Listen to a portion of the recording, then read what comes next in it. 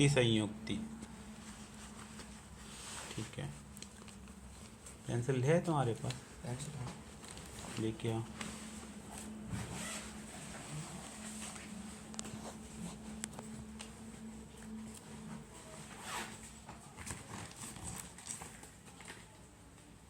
चलो तुम लो पेंसिल। कहाँ पे थे? अति संयुक्ता। हाँ, अति संयुक्ति। ताकि पे इधर से मात्रा आ रही ना, ये वाली। अति संयुक्ति नहीं होगी। हाँ ठीक है। सब सन 1985 हाँ 1985 बोलेंगे। 1985 में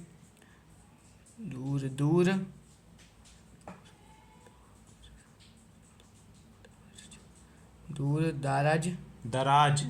दराज के शिक्षक क्षेत्रों में गुणवत्ता युक्त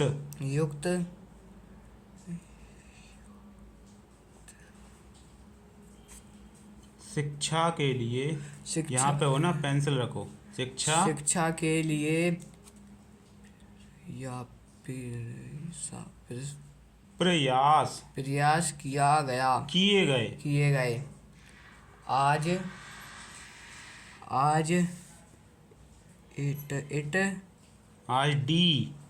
IDAV द्वारा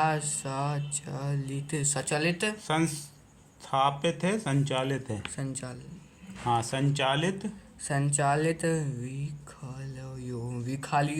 विद्यालयों के बाद हाँ हंसराज का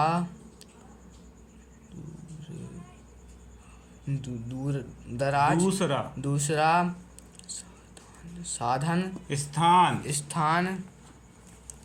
स्थान है। यह उनके तप हाँ और ये गया त्याग का सफल उदाहरण है। पाठ में महात्मा हंसराज की कुछ ऐसी हैं ही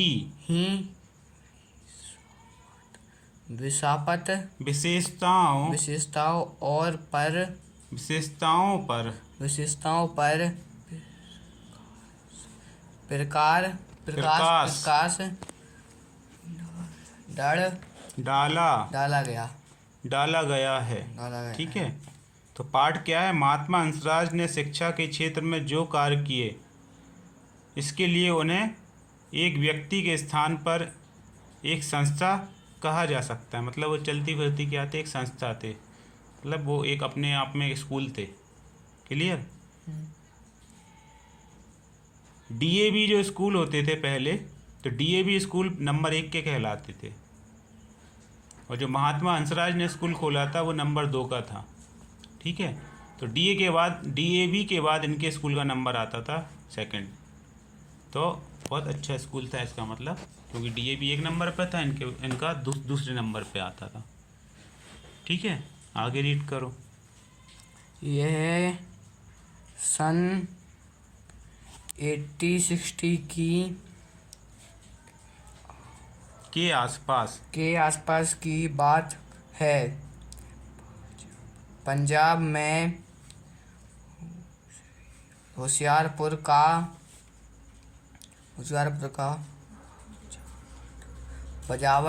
बजवाड़ा नामक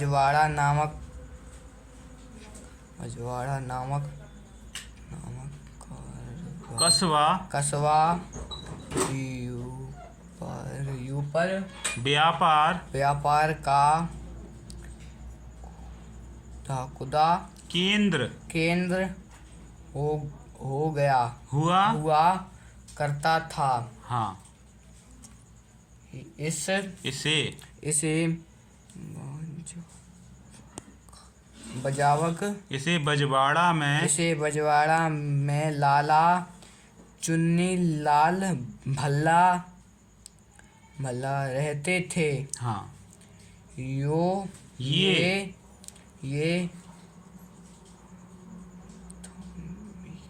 थमिका ये धार्मिक विचारों वाले व्यक्ति थे।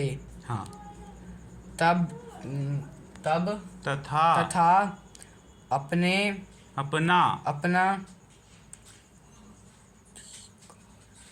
अधिकांश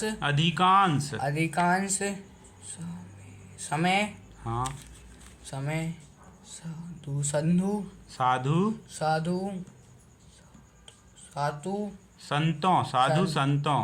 संतों की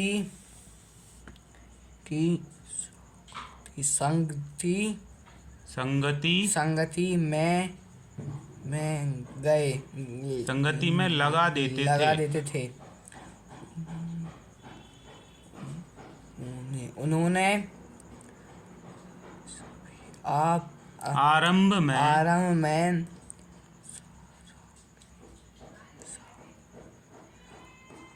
सरकारी नौकरी की किंतु बाद में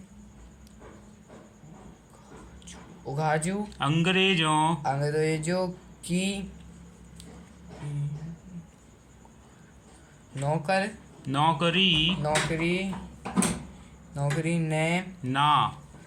ना करने का हाँ, सही है। आगे निश्चय करके हाँ, नौकरी हाँ, घोड़े छोड़ दी और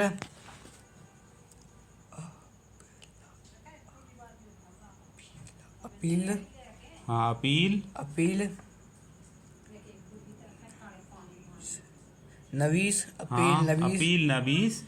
नवीस का काम करने लगे। अपील नवीस कौन सा काम होता है कुछ आइडिया? अंडरलाइन कर लो अपील नवीस को। ठीक है, कई काम हम जानते हैं, लेकिन अपील नवीस क्या काम होता है ये हम नहीं जानते ना। तुम जानते ना? हम जानते हैं तब। आगे बढ़ो। उनके किसी सहपाठी ने उन्हें तहसीलदार की नौकरी लगवाने का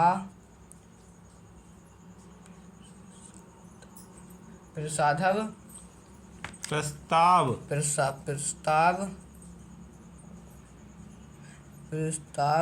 किया तो उन्होंने बताया बहुत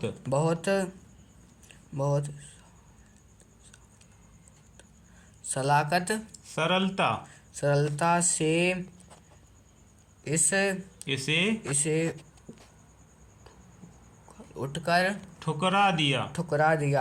तो किसी ने उनसे कहा कि आप तहसीलदार की नौकरी कर लो, तो उन्होंने बड़े आराम से कहा नहीं, हमको नहीं करना। जबकि तहसीलदार बहुत बड़ा पद होता था, पहले अधिकारी के बराबर होता था, अभी भी है। आगे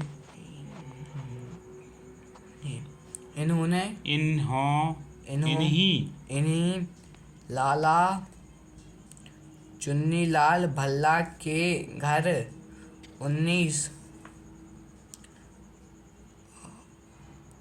अप्रैल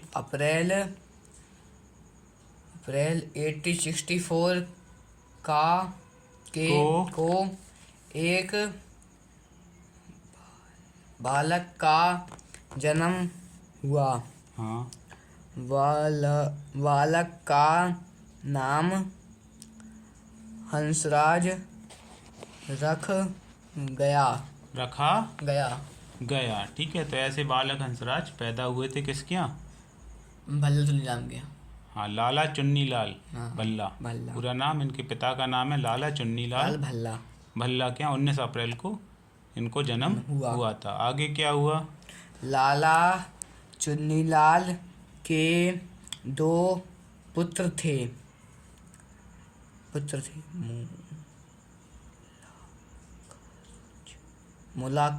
मुल्कराज और हंसराज। तो हंसराज के भाई का क्या नाम हो गया? मुल्कराज। दोनों भाई थे और इनके 2 पुत्र थे, कोई पुत्री नहीं थी। आगे? मुल्कराज बड़े थे। हाँ। और हंसराज छोटे। घर का वातावरण इस प्रकार हाँ। का था। हाँ। एक दिन था कि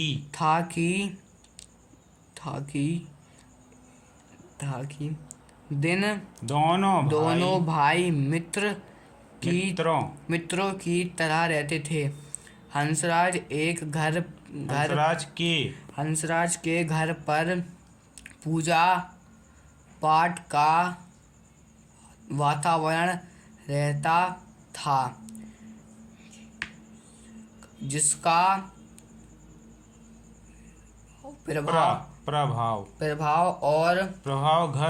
प्रभाव घर के सभी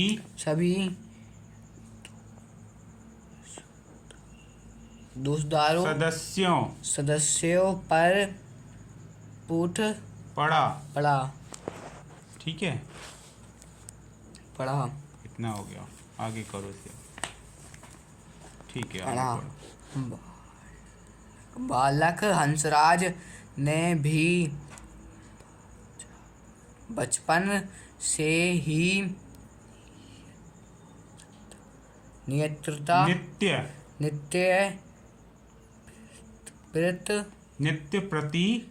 प्रति संध्या करनी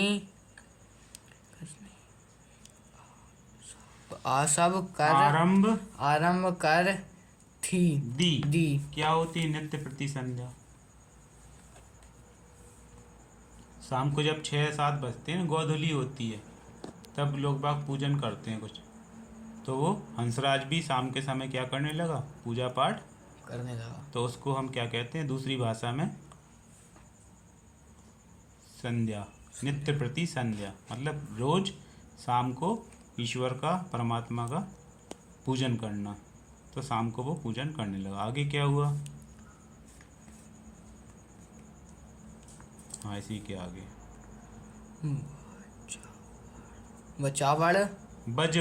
बजवाड़ा में हंसराज ने प्राइमरी तक शिक्षा प्राप्त की। प्राइमरी क्या होता है कृष्णा?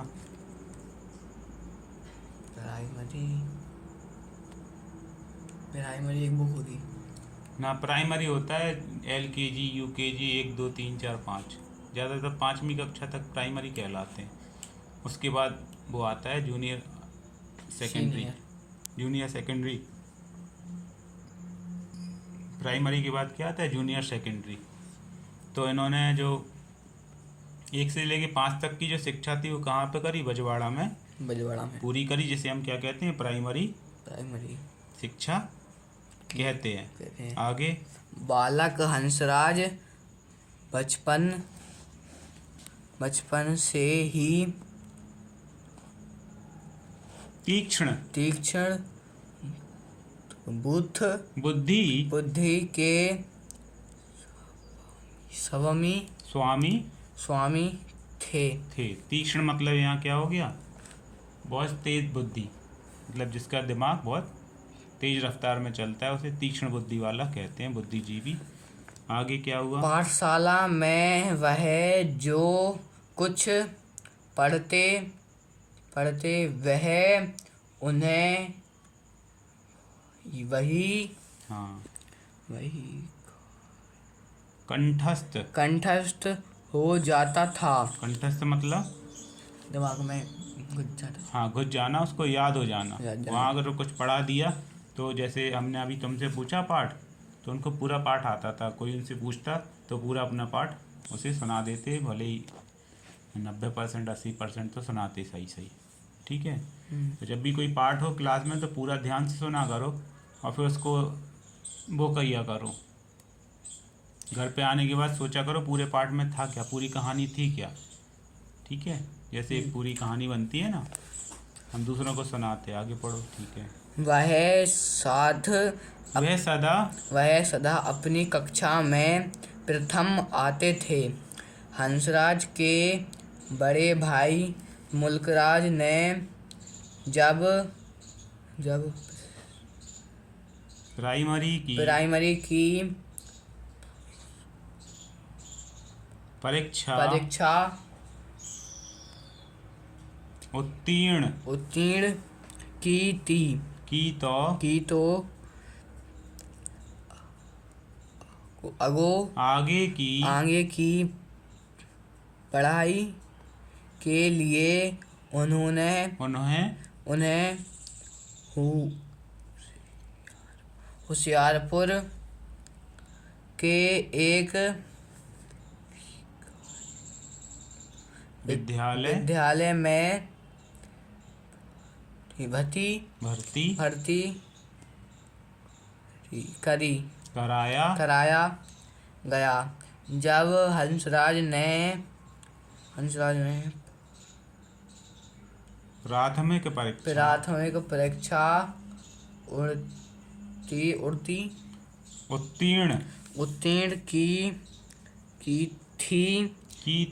की तो आगे की पढ़ाई के लिए वह उन्हें भी होशियारपुर के इसी विद्यालय में भर्ती कराया गया। तो मुल्कराज और जो हंसराज थे वो दोनों ही बड़ी पढ़ाई पढ़ने के लिए, हाई स्कूल वगैरह करने के लिए कहाँ पहुँच गए? होशियारपुर। पहले बजवाड़ा में से दोनों ने प्राइमरी करी थी। आगे क्या होता है? सन 1877 में हंसराज 1877 में हंसराज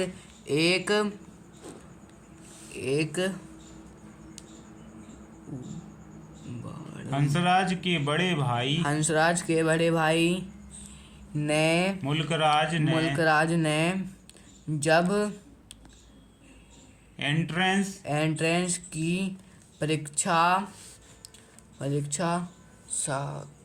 संधान प्रथम श्रेणी में उत्तीर्ण की तो उसे 8 रुपया मासिक छात्रवृत्ति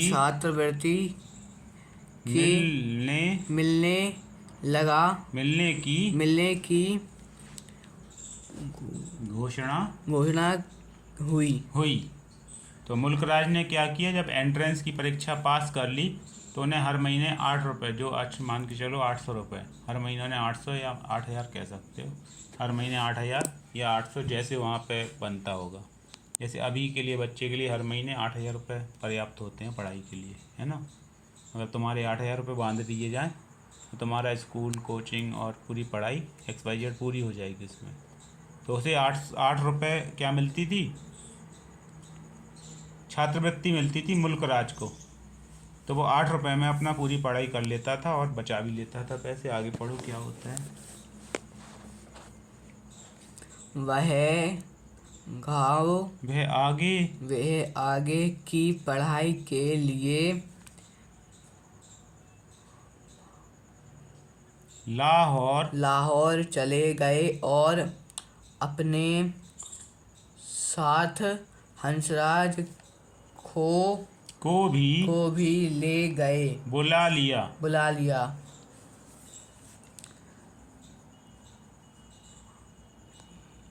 लिया के बाद क्या है? 9 महीने बाद मुल्कराज को एक डाकखाने में सरकारी नौकरी मिल गई और कुछ समय बाद उसका तबादला लाहौर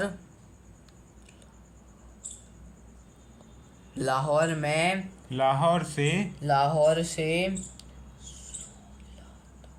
सुल्तानपुर हो गया।